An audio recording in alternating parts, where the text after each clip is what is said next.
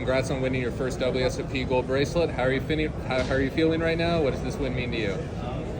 Honestly, I can't even explain, for my whole career I was mostly a cash game player, mostly a head-up player. This means more to me for like the public, for my friends, my family, people that said, oh, you never won a bracelet, this and that. And that's what it means the most for me, to know that I can compete. I already know I can compete at the highest level. And I never gave myself a chance to play a lot of tournament poker. I've done that the last few years. I love tournament poker. I want to keep playing more and more. But it does mean a lot to me. Having to do it in Melbourne and poker is just unbelievable without any experience playing this type of game. You outlasted a field of some of the top pros in the world. With how much the game has evolved in the last 10 years, how important is it for you to stay competitive with the top pros of today? I think the best thing about poker is it keeps changing, right? It's like any business or anything in life. The top players from 10 years ago are not the top players today. The top players from 5 years ago. So there's all these new guys like Jesse Lotus, a young kid. He's one of the top players in the world. He wasn't playing 5 years ago. So there's these new guys coming in, figuring new things out and getting better. And my job is to kind of overcome all that and try to figure out what they're doing to kind of just beat that style, which is something I've always been good at, playing head-up poker. And talking about heads-up poker with Jesse Lonis, did you have any sort of specific approach or mindset going into that duel? I actually did. I know Jesse. I've probably bluffed more in all these tournaments for 40 days than anyone, and Jesse knows how much I bluff. And I knew, there was a hand yesterday in this tournament. The board was 10-8, 5-4-3 with 3 diamonds. He called my river bet with king, queen high, and he goes, Jared, you're the only person I'm calling with. That's how much respect I have for your game, that you're capable of bluffing.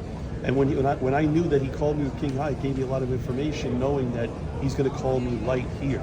So I wasn't trying to get it all in pre, unless I had I had ace-4 suited, which is a decent hand head up. But I was trying to play post flop and try to just get paid off because I knew he was not going to fold to me. That makes sense. And last question for me. At the final table, for a while there, you were second in chips. Vogelsang had a big chip lead over everyone, and it seemed like you were the only one willing to get involved in big pots with Vogelsang. Did you have any set strategy at the final table? I was going after Vogelsang. I didn't care if he had more chips. I wanted to play pots with him because he plays just like a computer, and that's the type of player that I want to play with. So when I kind of know exactly what he's up to and what he's doing, I want to play pots with the chip leader at the time, Vogelsang. Even if he has position on me, I don't care. Because when there's 5 left, I'm playing to win, right? I already got paid on my fantasy bets. I'm good. Top 5 is the clear for me. We're playing for a lot of money.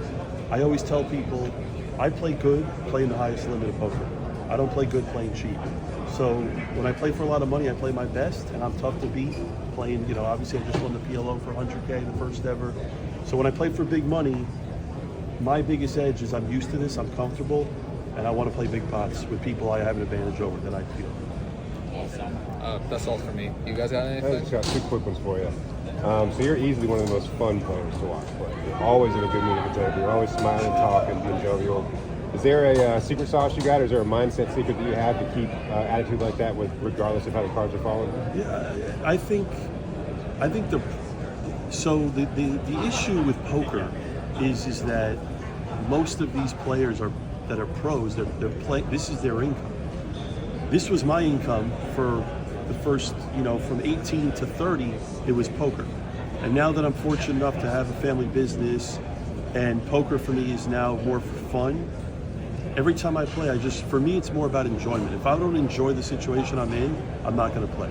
So I think to answer your question, it's just I go into with the mindset of win or lose, I'm there to have fun, and I feel like I'm still a favorite. I want to win, but if I don't, I still have other things going for me, which is an advantage over some of the guys that don't.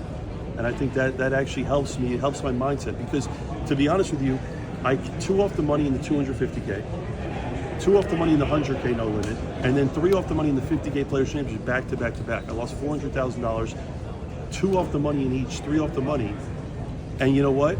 If that was when I was just playing poker full time, I would have literally just lost my mind. But the fact that I have other stuff going on made it easier for me to come back and keep competing at a high level. And I told myself I had such a bad run the last 42 days that eventually, like, the math evens out, even over the course of a summer, even though it doesn't completely. But I ran great yesterday. I won all my all-ins. I ran great. Then I got chips. Then I started playing good poker. And, you know, I'm always fair to myself. I deserve to win this tournament. You know, I'll say one quick hand that changed the whole thing. We were on the stone bubble of this with 28 left. 27 got paid. Guy has 2 million at 30, 60K. Guy has 2 million, raises under the gun. Jesse Lonis had 1.3 million. He shipped it all in. Okay, I was on the button with ace king off. I'm probably the only one in the world I folded. Okay, I folded the hand because we're on the bubble, the dynamic of the table. I mean, no one today ever folds ace king to a standard raise all in. I folded, and as my friend, I said to Jesse, "Can you show me?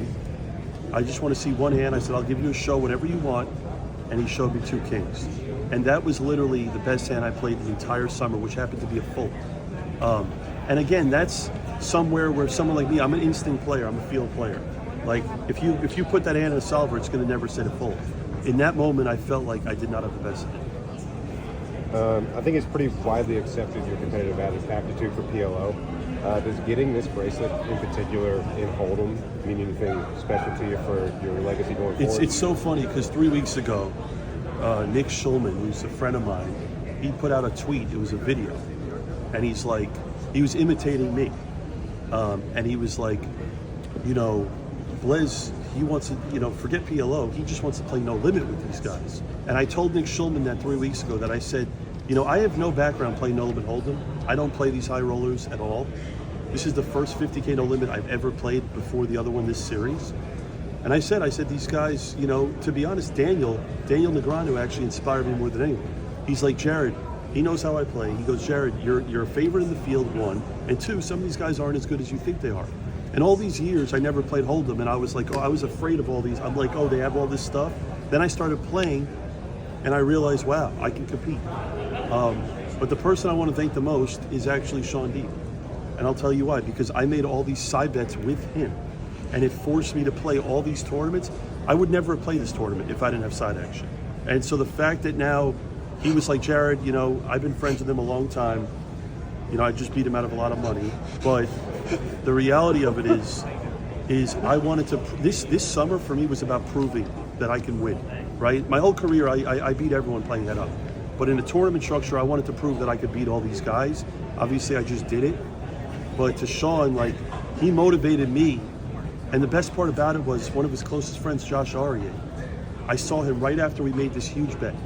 Josh Aria looks at me and goes, Jared, he goes, can I take a piece of your side? He goes, I think Sean's crazy. Because Josh Aria has been around forever. I played high limit poker with him for almost 20 years. He knows what I'm capable of in poker. And what most people don't understand is my brothers, no one understands that. Like, for me, I'd always play tournaments. I wouldn't try, really. I gamble, but it was not like I was in the zone playing.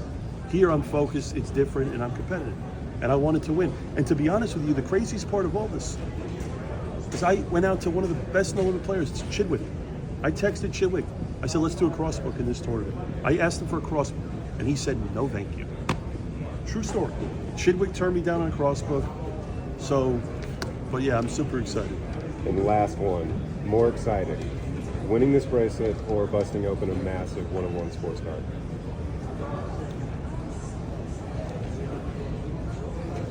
Winning this bracelet, but I would say that there's no greater thrill than pulling like a one-of-one card for our, like, you know, our people. Like, that's the greatest high in the world of like just pulling a big card. But this is like a once-in-a-lifetime thing, so it's like a one-off. So this is definitely more important. But in general, like, the best feeling, the reason we do what we do is like we put a smile on so many people's faces every single day. That's the best thing we do about sports cards and what we do in our business. Jared, congratulations. Thank you. Thank you. Thank you so much. That was like